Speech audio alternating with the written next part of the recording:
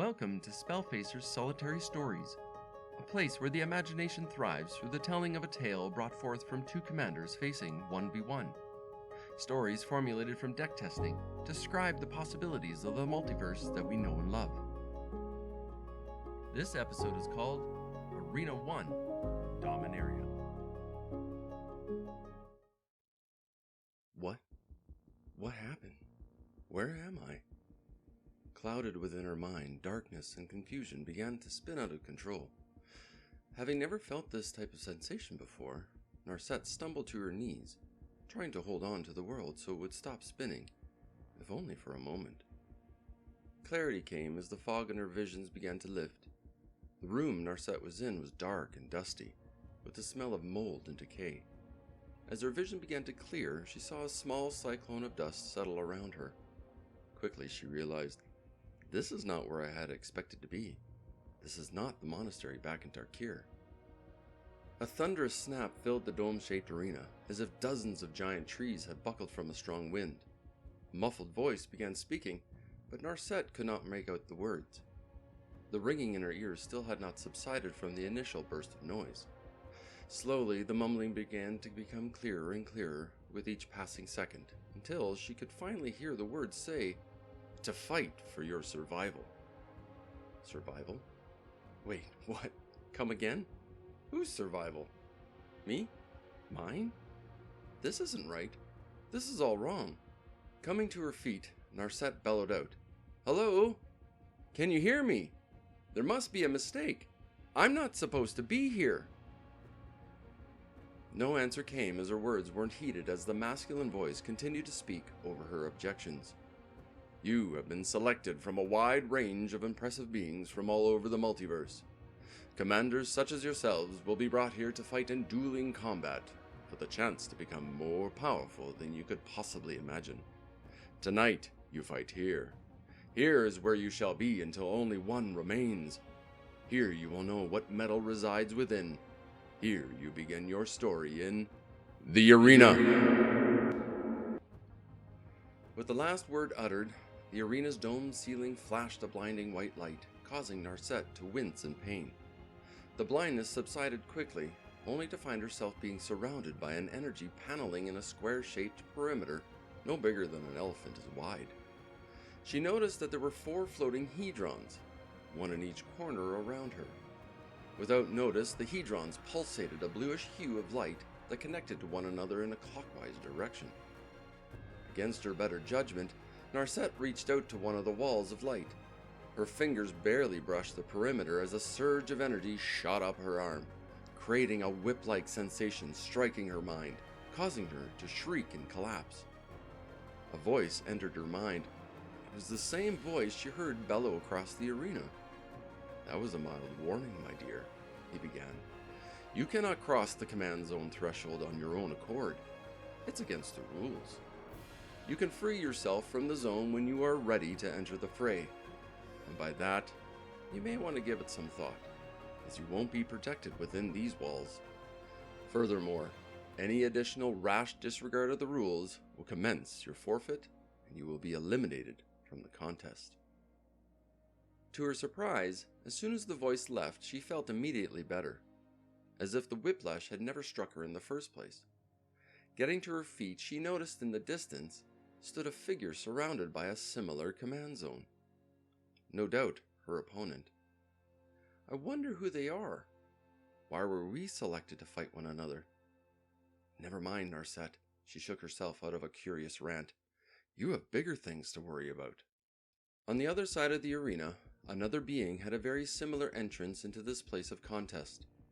Brea was not accustomed to being manipulated in this fashion. She had painstakingly created her own destiny through the attrition of becoming an ethereal artificer, and she will be damned if she allowed someone to control her in this manner. Melding machine and nature together is no short feat. It takes an immense amount of fortitude to become what she is today. And today, whoever pulled her into this arena will pay for this abduction. The initial thunderous snap that sounded throughout the arena had not bothered Brea, as her ears were not as susceptible to abrupt interruptions as organic ones were. However, Brea stood more attentive to her surroundings as a male voice began his introduction. "Welcome, commanders, to your new existence. I, the magistrate, have brought you here to compete in a very special tournament. Not only to entertain us, but to give you the chance to fight for a most glorious prize. You've been selected from a wide range of impressive beings from all over the multiverse. Commanders such as yourselves will be brought here to fight in dueling combat for the chance to become more powerful than you could possibly imagine. Tonight, you fight here. Here, you will know what mettle resides within. Here, you begin your story in the arena." While she listened to the magistrate ramble on, Brea perused her surrounding area. The energy within the walls pulsated with a bluish hue that began from one hedron to another.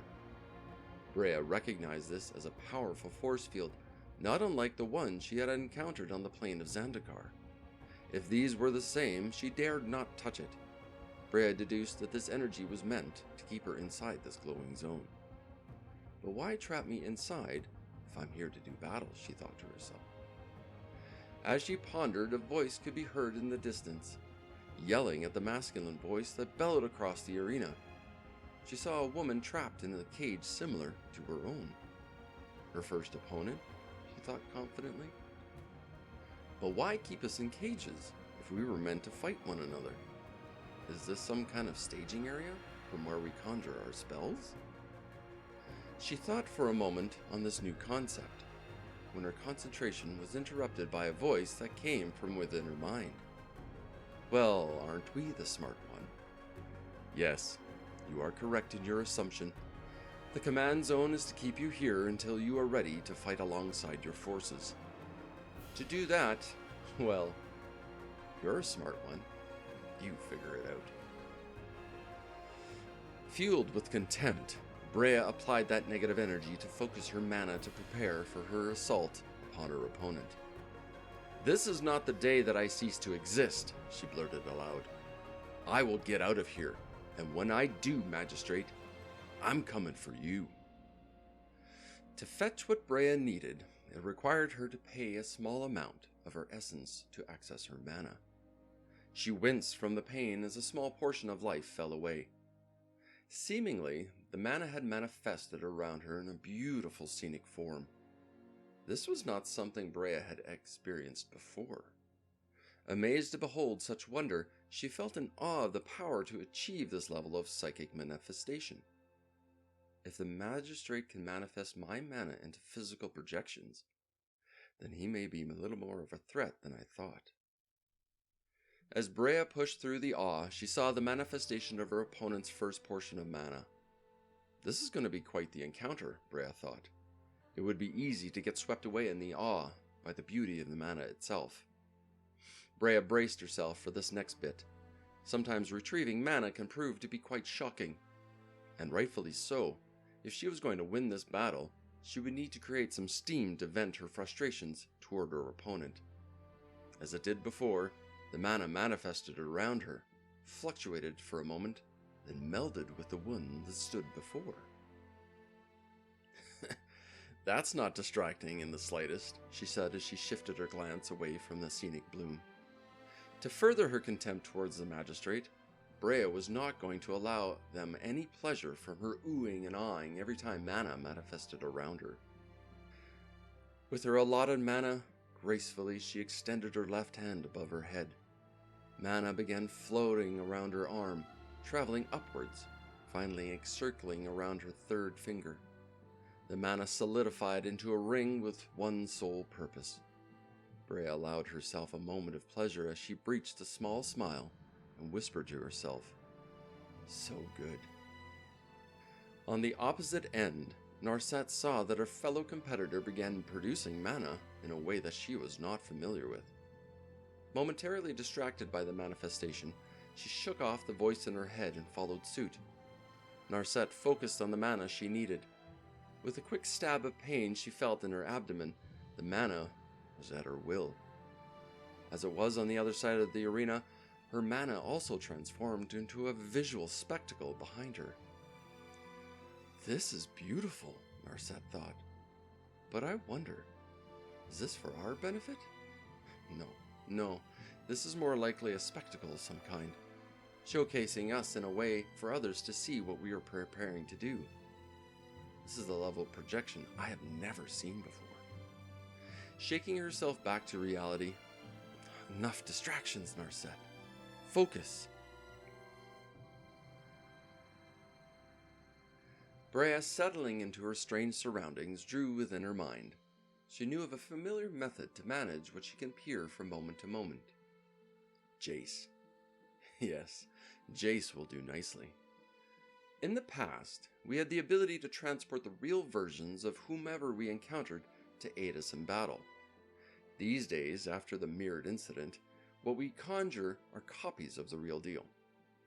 There is no difference in their power and ability, but these duplicates don't have the sentience or free will. It used to be hilarious when you summoned somebody like Jace, a powerful planeswalker in this case, and summoning him into his former youth, watching him stagger around without knowing how or why he is now supposed to do your bidding. Brea had trouble containing herself from laughing out loud. She mustered out, Okay, breathe. Enough reminiscing. We got to find out what we can unlock in the next little while to get us ahead. Brea swirled her hands around in a circular fashion. Static began to crackle forth, to which a portal opened outside of the command zone. A young figure emerged with a confident stride. The portal collapsed, and there stood Jace, Vern's prodigy. His head bowed down to keep his composure from the summoning.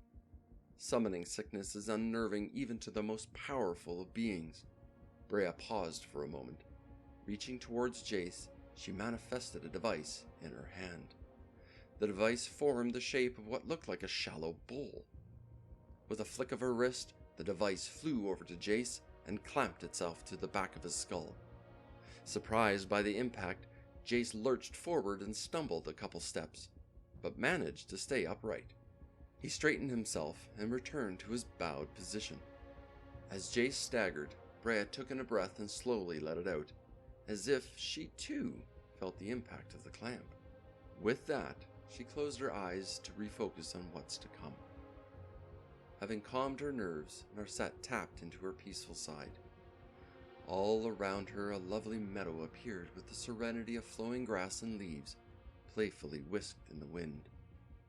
Utilizing the tranquility, she clasped her right hand upon her left wrist.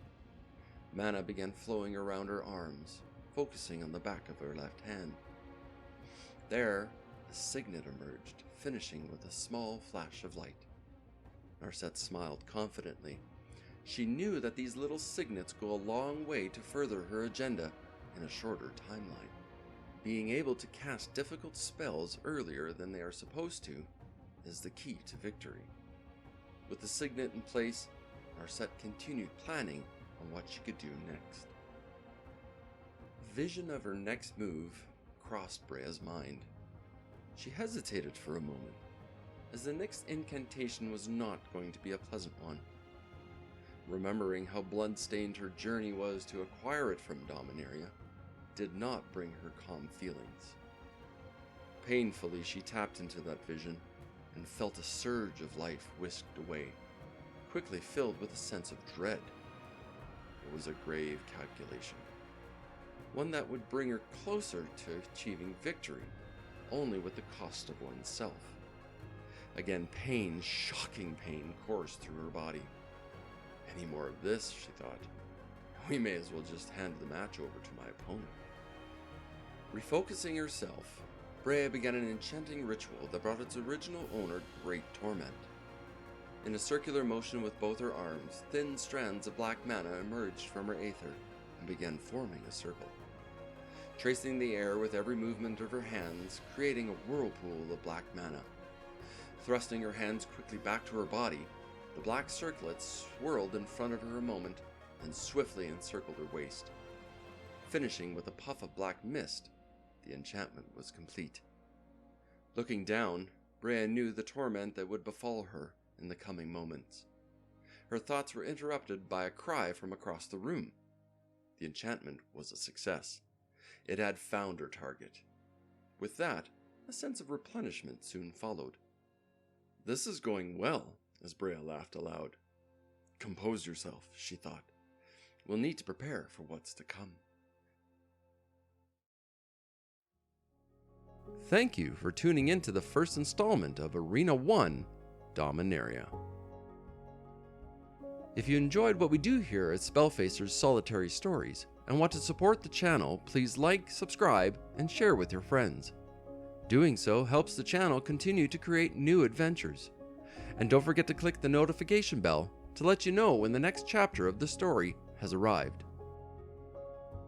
Thank you for watching, and until next time, see you in the multiverse.